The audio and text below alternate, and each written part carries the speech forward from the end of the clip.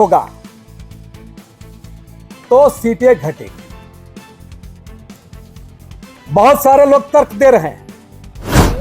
जोरदार विरोध किया था, जिसके उपरांत पूरा देश में परिसीमन आयोग का रिपोर्ट लागू हो गया। लेकिन जिस तरह से बाहरी ताकतें हम लोगों को आपस में सरनाई शाह के नाम से मुर्गा लड़ाई करवाने की कोशिश कर रहे हैं, अजय तिर्की ने बहुत सही कहा कि इस बार वो सारे मुर्गा लड़ाई जो है कि खत्म हो जाए। मैं इस बात को इसलिए बार बार कहूंगा क्योंकि संविधान के नियमों का उल्लंघन करके हुआ है। और ये 75 सालों में आदिवासियों के साथ संवैधानिक अन्याय हुआ है। आप सबों को पता होगा कि देश में परिसीमन होने वाला है।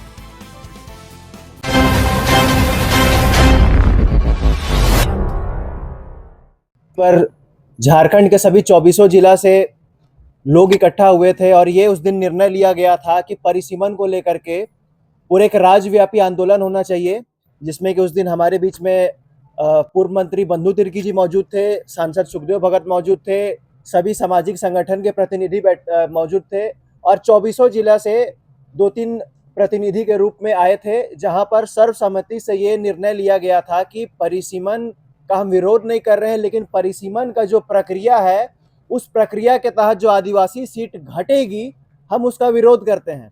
तो इस संबंध में एक बड़ा आदिवासी एकता महाजुटान रैली को लेकर के प्रस्ताव आया था, जिसको लेकर के सर्वसम्मति से सभी ने प्रस्ताव पारित किया था और दिनांक 2 अगस्त 2026 रखा गया था। लेकिन कुछ कारणवश वेन्यू का अवेलेबिलिटी, बारिश और हमारे क्योंकि सभी जिलों में अभी देखेंगे कृषि करने का, अभी कृषि कार्य में सभी लोग व्यस्त हैं, वो सभी चीज़ों को देखते हुए हम लोगों ने आज तय किया और ये वेन्यू कंफर्म हो गया है।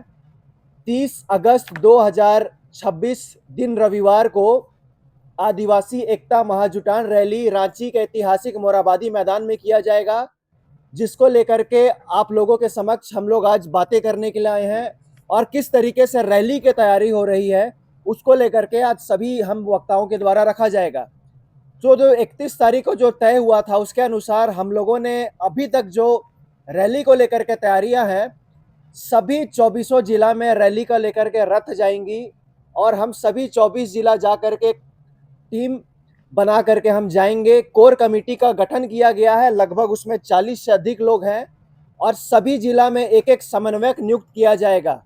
आज जो हम लोग 5 लोग को आप देख रहे हैं, पांचों हम लोगों उधर से ग्लैडसन डुंगडुंग जी है, अजय तिर्की केंद्र सरना समिति से है, रमा खालको जी है पूर्व मेयर रांची है, लक्ष्मी नारायण मुंडा जी है और मैं शशि पन्ना, हम पांचों को प्रवक्ता की टीम के रूप में रखा गया है।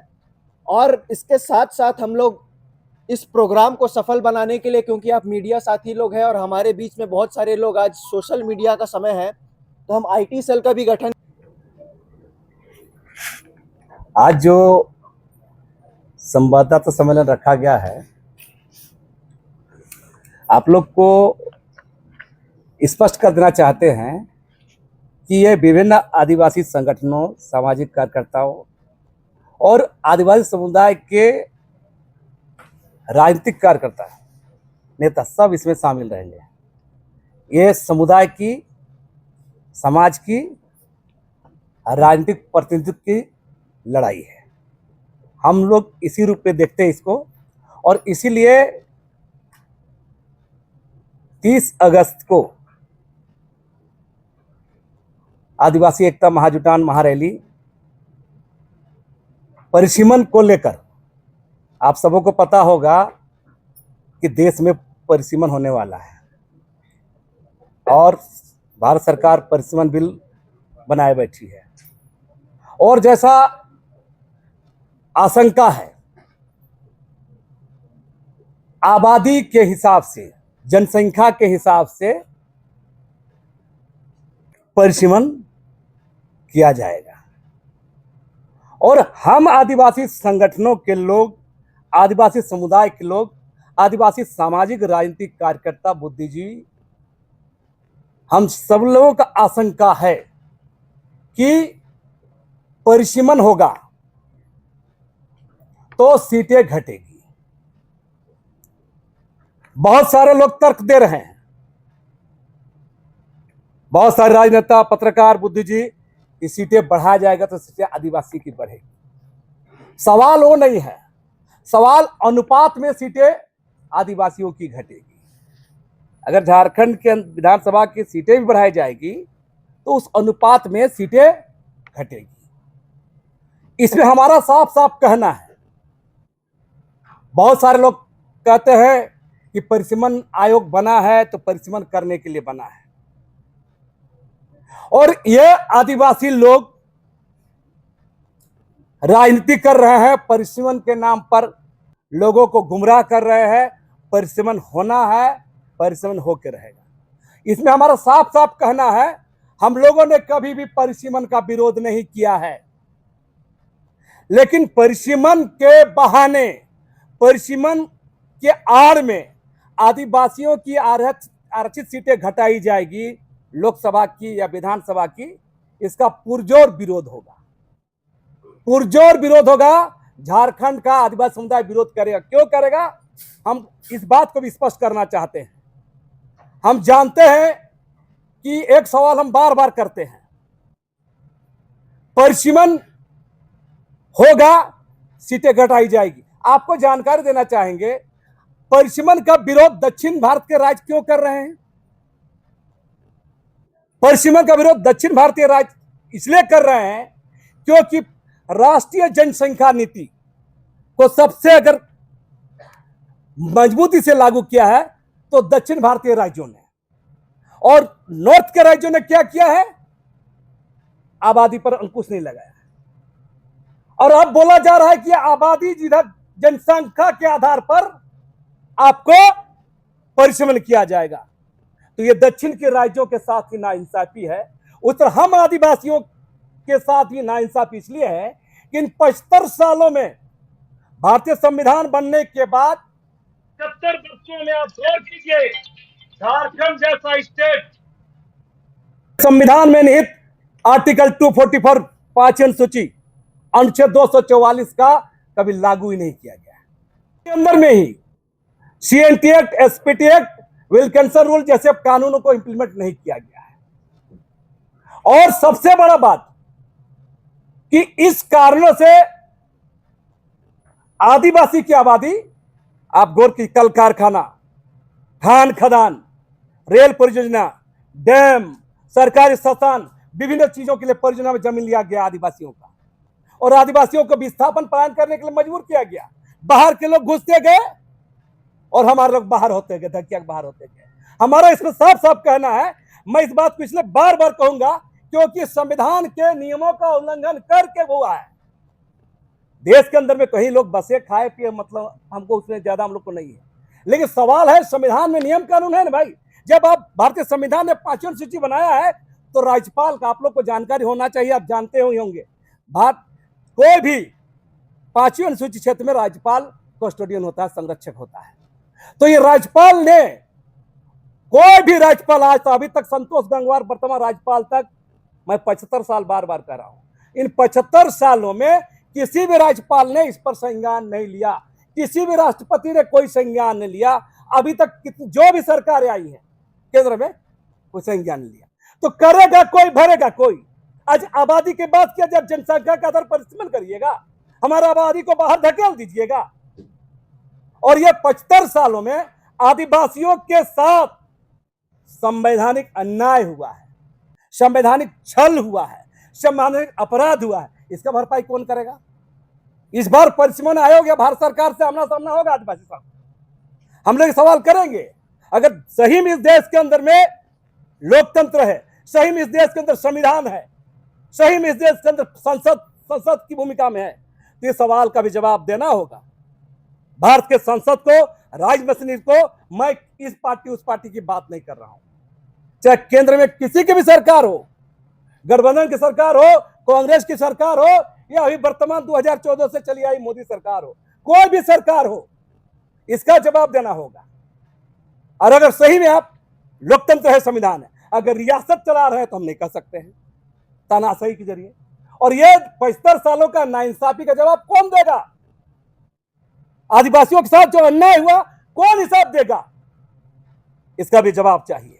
और इसीलिए हमारा साफ साफ कहना है परिसीमन हो। हमारा विरोध नहीं है, हमारा विरोध तब है कि परिसीमन के आड़ में हमारा जो 75 सालों से हमको झेला गया है, हमारा जमीन छीना गया, हमारे संवैधानिक अधिकार को खत्म कर दिया गया है, उसका हिसाब कौन देगा? भारत सरकार को, परिसीमन आयोग को इसका जवाब देना होगा। और इसके चलते ही हमारा विरोध है, हम पुरजोर विरोध करेंगे, इसका जवाब इनको देना होगा। 75 सालों का हिसाब भरपाई करो, इन 75 सालों का भरपाई करो, फिर परिसीमन की बात करो। 75 सालों की भरपाई करो, फिर परिसीमन की बात करो। और वह कोई इसमें ईमानदार है तो भारत की संसद में जो हमारा पार्लियामेंट मेंबर हैं, संसदीय समिति बनाए, न्यायिक आयोग बनाए कि आदिवासियों के साथ 75 सालों से क्या हुआ है, इसका जवाब देना होगा। हमारा विरोध परिसीमन पर नहीं है, हमारा विरोध है परिसीमन के आड़ में आदिवासियों की सीट घटाने की साजिश का विरोध होगा। हमारा फ्रीज करना चाहिए आदिवासियों। जब 5वीं सूची बनाकर रखे हैं, झारखंड के 24 जिलों में 13 संपूर्ण जिले 5वीं सूची में आते हैं, 2 जिले आंशिक आते हैं, इसमें तो फ्रीज कीजिए। इस बात का 5वीं सूची बनाकर रखे हैं, इस बात का जवाब हम आदिवासी समुदाय की ओर से चाहते हैं, फिर परिसीमन करें। ये तमाम हमारे पत्रकार बंधुओं को झारखंडी जोहार। जिस तरह सभी चर्चाएं चल रही हैं कि परिसीमन होना है, परिसीमन का हम लोग स्वागत करते हैं, परिसीमन होना चाहिए, लेकिन परिसीमन के आड़ में आदिवासियों का सीट ना घटे, इसका हम लोग ध्यान रख रहे हैं। चाहे लोकसभा हो या फिर विधानसभा हो, अगर सीटें घटाई जाएंगी तो झारखंड में जो अभी तक जो उग्र आंदोलन और जो विरोध प्रदर्शन जो हुआ है, उससे भी ये ताबड़तोड़ विरोध होगा। ये मैं निश्चित संगठनों के द्वारा विगत महीनों से जो एक परिसीमन को लेकर के समय टू समय बैठकें हो रही हैं, और इसमें ये निर्णय लिया गया है कि 30 अगस्त को भारी से भारी संख्या में झारखंड के 24 जिला सभी जगहों से हमारे आदिवासी संगठन की भागीदारी सुनिश्चित होगी, क्योंकि जो परिसीमन की आड़ पे जो आदिवासी सीटों को घटाने की बातें हो रही हैं, जो परिसीमन आयोग के द्वारा फ्रीज किया गया है, आदिवासी सीट जो 28 हैं उसे घटा करके 2011 में जो 22 किया गया, 2007 में जो 22 किया गया, और लोकसभा सीटें जो हमारी हैं, आदिवासी सीटें जो 5 है उसमें 4 किया गया। तो ये उसको फिर कई आंदोलन हमारे हुए, कई आदिवासी संगठन आंदोलन करके उसको फ्रीज में होल्ड पे रखा गया है। पुनः एक बार फिर से परिसीमन की बातें चल रही है और पूरी प्रक्रिया पूरे देश भर में चल रही है। हम लोग चाहेंगे कि ये सीट ना घटे, क्योंकि अगर ये बार बार बातें दूसरे संगठन से भी कई लोग ऐसे लोग बात भी कर रहे हैं कि अगर हमारा 81 विधानसभा झारखंड में है तो वो बढ़ करके 120 या 125 भी होगा, लेकिन 120 या 125 हो, लेकिन हमारा आदिवासी संगठन अनुपात के आधार पर हमारा ना घटे, जिसके लिए हम सभी आदिवासी संगठन झारखंड के पूरे लोग बैठकें करके इसका पुरजोर विरोध करते हैं। क्योंकि आदिवासी का सीट अगर घटेगा तो आदिवासी को मिटाने की जो साजिश चल रही है उसको हम लोग नहीं चलने देंगे, जिसके लिए आज हम लोग आप लोगों के समक्ष आए हैं। आप लोगों के माध्यम से हम लोग बताना चाहते हैं कि जो 30 अगस्त है उसमें व्यापक बहुत बड़ा हमारा आदिवासी महाजुटान एकता रैली होने जा रही है, जिसमें सभी जिलों की भागीदारी होगी, और समय से समय हम लोग राज्यपाल से भी हम लोग महामहिम जी से भी हम लोग बात करेंगे, क्योंकि लक्ष्मी जी ने जिस प्रकार से कहा कि 5वीं अनुसूची के कस्टोडियन हमारे महामहिम जी होते हैं,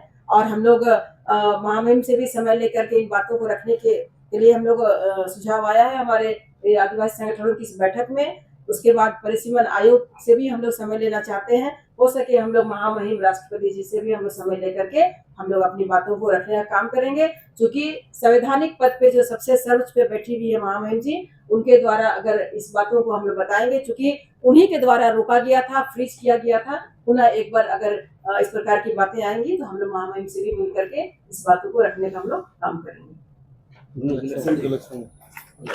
परिसीमन का विरोध कर रहे हैं, इसको यदि आपको समझना है तो उसके मूल में यह है कि एक विशेष क्षेत्र में सामान्य व्यवस्था थोपा जा रहा है और अभी भी थोपने की पुरजोर कोशिश की जा रही है।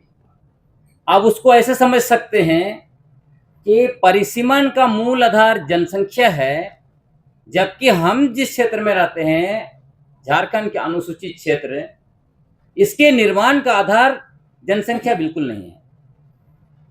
इसके निर्माण का आधार है हमारे पुरखों का संघर्ष और बलिदान। इसके निर्माण का आधार है इस क्षेत्र को हमारे पुरखों ने रहने लायक बनाया, और इसके बनाने का, अनुसूचित क्षेत्र बनाने का आधार है हमारे पुरखों की पारंपरिक स्वशासन व्यवस्था। अब इस क्षेत्र में जो एक विशेष क्षेत्र है, जो 1874 से लेकर 1935 का भारत सरकार अधिनियम से होते हुए 5वीं अनुसूची के रूप में आया, और 5वीं अनुसूची के निर्माण का 5वीं अनुसूची पैरा 6, 1 और 2 देख लीजिए, वहां भी कहीं भी जनसंख्या को आधार नहीं बनाया गया है।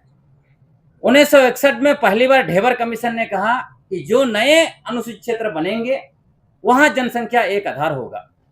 तो हमारे यहाँ अनुसूचित क्षेत्र से जनसंख्या का कोई लेना देना नहीं है।